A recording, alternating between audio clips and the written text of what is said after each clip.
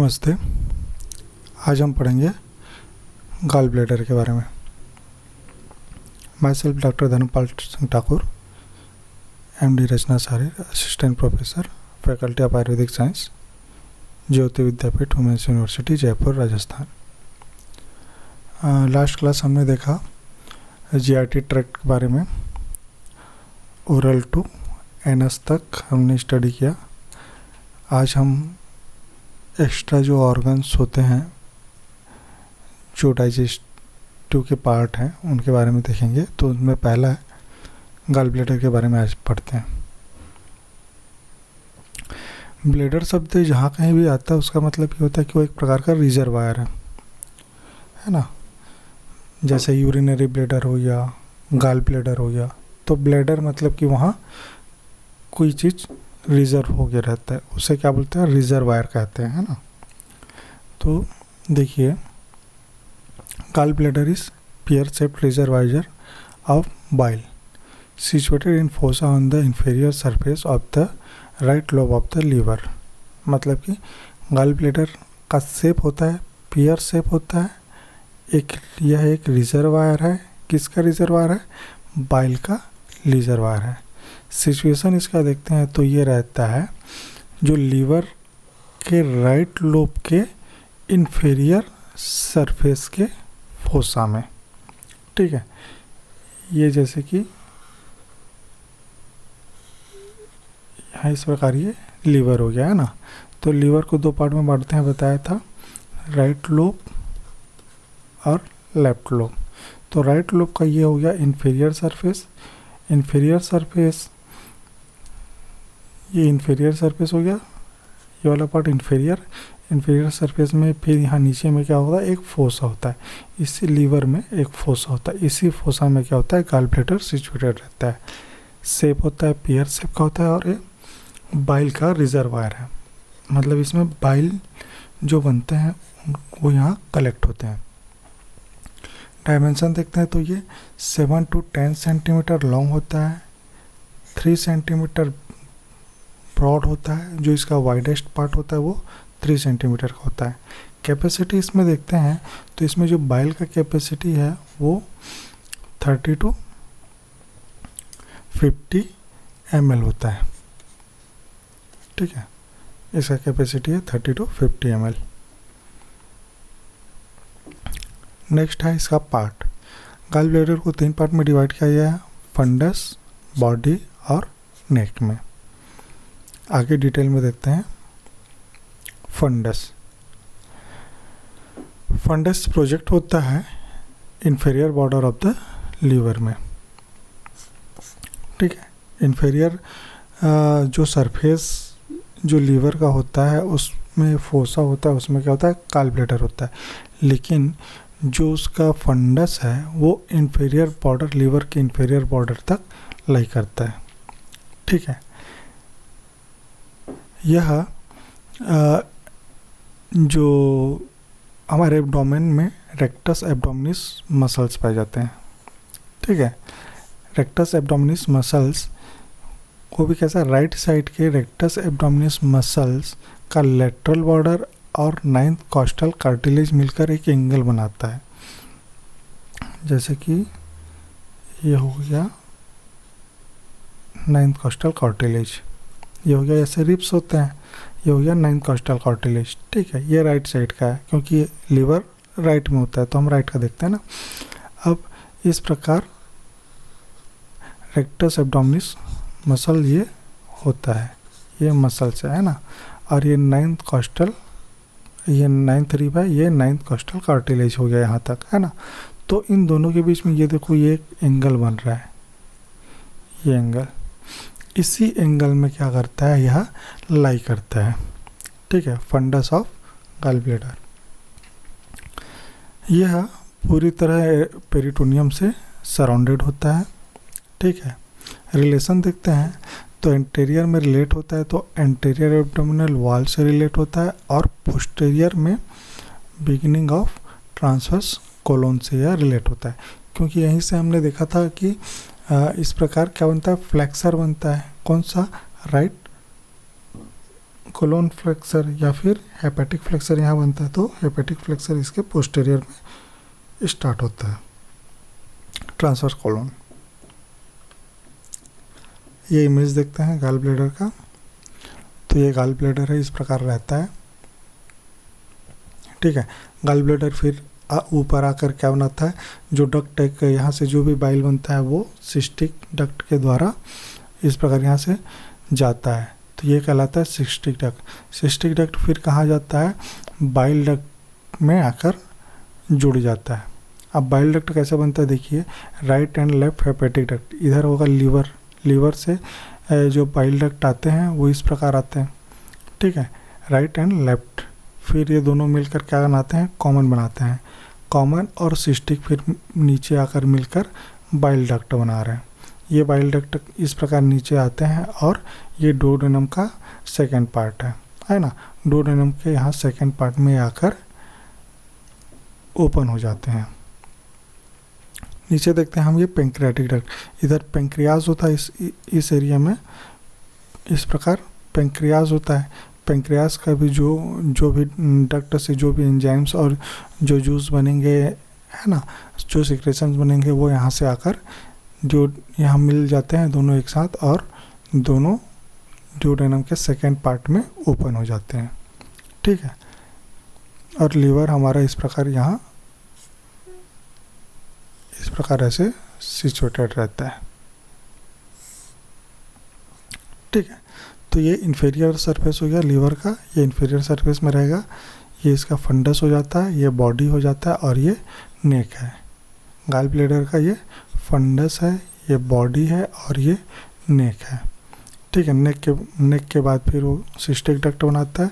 Cystic duct और common hepatic duct मिलकर क्या बनाते हैं, बाइल बनाते हैं, बाइल डक्ट बनाते हैं। बाइल डक्ट फिर ये इस प्रकार यहाँ डुओडेनम का जो सेकेंड पार्ट देखे थे ना, सेकेंड पार्ट कैसा रहता है, सी शेप में रहता है इस प्रकार। तो ये डुओडेनम के सेकेंड पार्ट में ओपन होता है।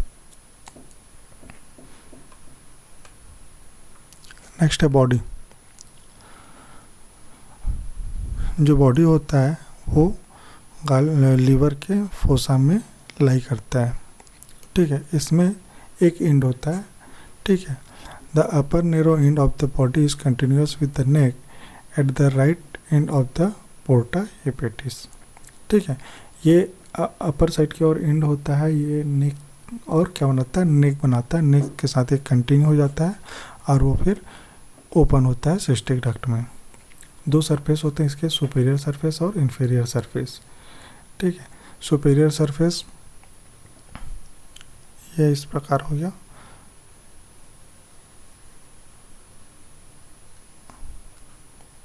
ठीक है। तो ये फंडस हमने देखा, ये बॉडी ये हो गया बॉडी इतना।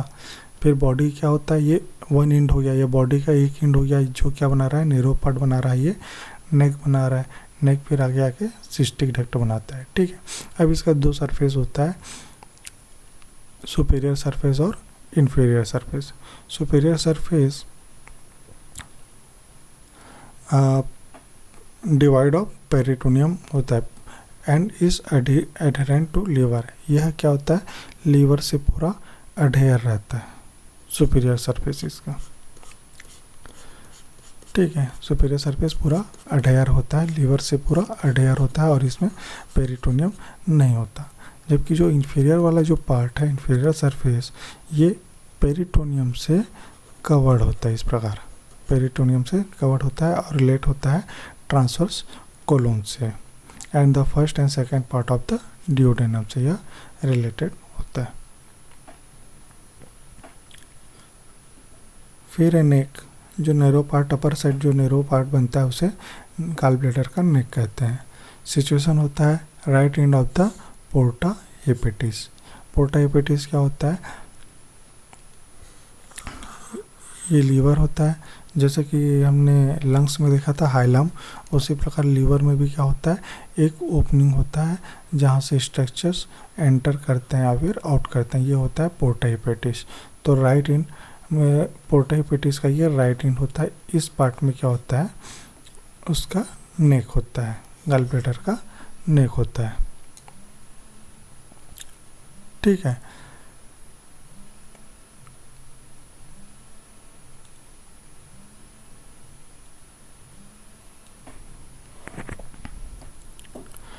It first curve anterior superiorly and then posterior inferiorly to become continuous with cystic duct।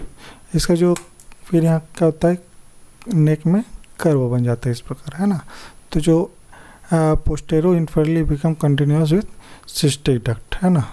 तो ये कर्व क्या बन रहा था, ऊपर में फिर इस प्रकार सिस्टिक डक्ट बनाता है, ठीक है। ये बन गया ये गॉल ब्लैडर हो गया, फंडस बॉडी, ये नेक हो गया। नेक क्या बनाता है इधर, ये सिस्टिक डक्ट बना लिया, फिर ये नीचे आके क्या बोलता है, बाइल डक्ट बनाता है।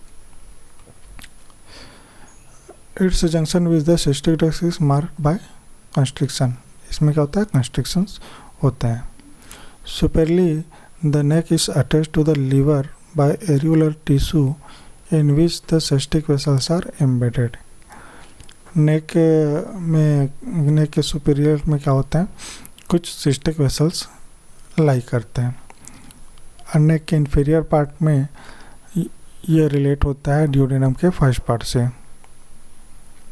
The mucous membrane of the neck is folded spirally to prevent an obstruction to inflow the and outflow the bile। तो यहाँ से इस प्रकार इसको ये समझते हैं, ये हो गया गॉल ब्लैडर, नेक हो गया, ये सिस्टिक डक्ट। तो जो नेक होता है इसमें स्पाइरल फोल्ड होता है, ठीक है। ये जैसे नेक हो गया, इसमें इस प्रकार स्पाइरल फोल्ड होता है जो आउटफ्लो को प्रिवेंट करता है, इनफ्लो और आउटफ्लो को प्रिवेंट करता है। मतलब यहाँ से जो बाइल इस प्रकार जाएगा वो आउटसाइड ही जाएगा, वापस इधर से इनसाइड नहीं आएगा। मतलब ये एक प्रकार का वॉल्व हो गया, है ना। लेकिन ये वॉल्व नहीं होता, इसमें स्पाइरल एक स्ट्रक्चर होता है, ठीक है, जो इसको कंस्ट्रिक्ट करके रखता है। The posterior wall of the neck is dilated outward to form a pouch called Hartmann pouch. अब ये नेक क्या करता है, देखो ये हो गया नेक। अब नेक में क्या होता है, हल्का सा इस प्रकार एक पाउच बनता है, छोटा सा पाउच।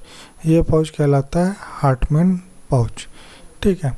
कभी कभी क्या होता है, जो कॉन्सनट्रेटेड बाइल जो जूस निकलते हैं इसी पाउच में क्या होते हैं, कलेक्ट होने लगते हैं। कलेक्ट होने के बाद क्या होता है कि ये कॉन्सनट्रेटेड होने के कारण यहीं जमने लगते हैं। जब ये जमते हैं तो ये क्या होता है, हार्ड हो जाते हैं। इन्हीं को कहते हैं गॉल ब्लैडर का स्टोन, या फिर इसे गॉल स्टोन कहते हैं। इस प्रकार गॉल स्टोन का फॉर्मेशन होता है, ठीक है। तो गॉल स्टोन का फॉर्मेशन का होगा हार्टमैन्स पाउच में होता है, ठीक है। फिर देखते हैं function of the gall bladder. Gall bladder का फंक्शन पहला होता है स्टोरेज ऑफ बाइल, बाइल का स्टोरेज करता है। दूसरा है एब्जॉर्प्शन ऑफ वाटर का एब्जॉर्प्शन। तीसरा है gall bladder observe small loose bile salt cholesterol compound, ठीक है। अब इसमें क्या होता है, गॉल स्टोन जो हमने अभी देखा उसका फॉर्मेशन बता रहा है कि ये एब्जॉर्ब कर लेता है लूज बाइल साल्ट कोलेस्ट्रॉल को, ठीक है। लेकिन जब गॉल ब्लैडर क्या होता है, इन्फ्लामेशन हो जाता है, गॉल ब्लैडर में इन्फ्लामेशन हो जाता है, तो इसका जो कंसंट्रेशन होता है वो एबनॉर्मली उस चीज़ को डाइजेस्ट नहीं कर पाता, ठीक है। जिसके कारण क्या होता है, फिर वहाँ हाई कंसंट्रेशन के कारण स्टोन का निर्माण होता है। इसी को कहते हैं गॉल ब्लैडर का स्टोन, ठीक है।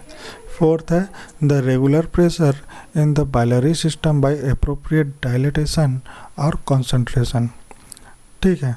तो इसमें डायलेटेशन मतलब कि ये बाइलरी सिस्टम को डायलेट और कॉन्ट्रैक्ट करने का वर्क भी करता है। तो इस प्रकार है गॉल ब्लैडर में हमने देखा।